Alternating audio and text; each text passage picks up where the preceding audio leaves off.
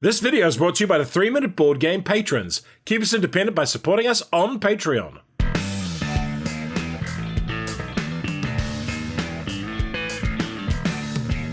Kia ora koutou and welcome to Last Will in about 3 minutes. Purchase copy used. There's no solo mode included. It's a game for 2 to 5 players, playing time is medium, and it's a moderately complex game. A wealthy relative of yours has died, leaving you a small fortune and a message. In it he tells you that a far greater fortune awaits you if you can spend all the money you've inherited in a short amount of time. Other family members have received similar letters, and only one can win. Let's begin the race to the bottom. The game ends after 7 rounds or once one player has spent all their money, including money held in properties. The winner is the player who has spent the most money at the end of the game. Action selection. You'll pick one of these columns of actions to take. Worker placement. You'll have 2 workers you can place on the board to gain benefits. Card management. There are many different types of cards for you to manage. Player turn. Each player takes a board in the matching coloured pieces and gets an inheritance. Play your first game with 70. In later games you can have variable amounts. Draw 3 helper cards and 3 property cards and choose any 2 to keep. Starting with the first player, one at a time you'll place your marker on the board, and for the rest of the round you'll gain the benefits below that marker. Draw cards as shown on the top row from these 4 decks. Gain workers for this round as shown here, and then take a number of your actions on your board equal to this number. The leftmost player goes first. Workers can be placed on this board to secure one of the cards there. Cards are not replaced until the end of the round. You can spend 2 money here or here to draw a card. And here you can adjust the property market, moving the markers as you see fit. Board extensions are required here and go to the edge of your personal board. Then we use actions as shown on this track. Placing a card takes an action. This one is an activity that will cost us 4 money each time we use it. This card is a helper that makes each food activity cost 1 more. Our third action is to activate the reservation and pay 5 money. Activities will reset each turn. The purple player is buying property, and this costs the amount on the left modified by the current market. Buying each property is an action.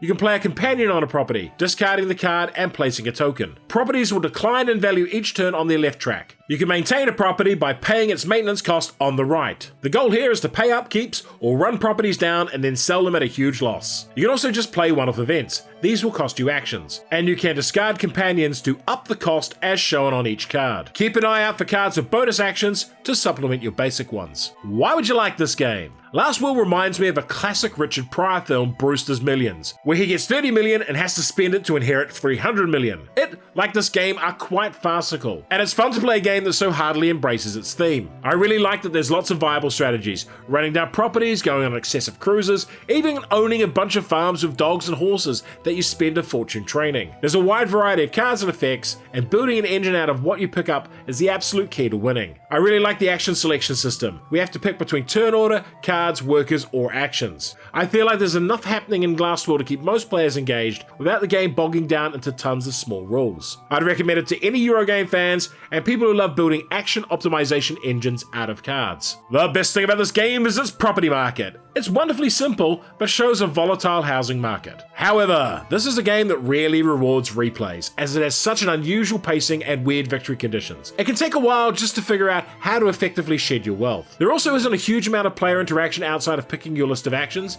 and taking worker placement slots. It's very much a game where you don't care that much what others are up to. For a lighter game with a similar vibe, try High Society. And for another game by the same designer, try Underwater Cities. Last Will, I'm going to Disneyland! And if you enjoyed this video, hit the notification button, like, share, and subscribe to the channel.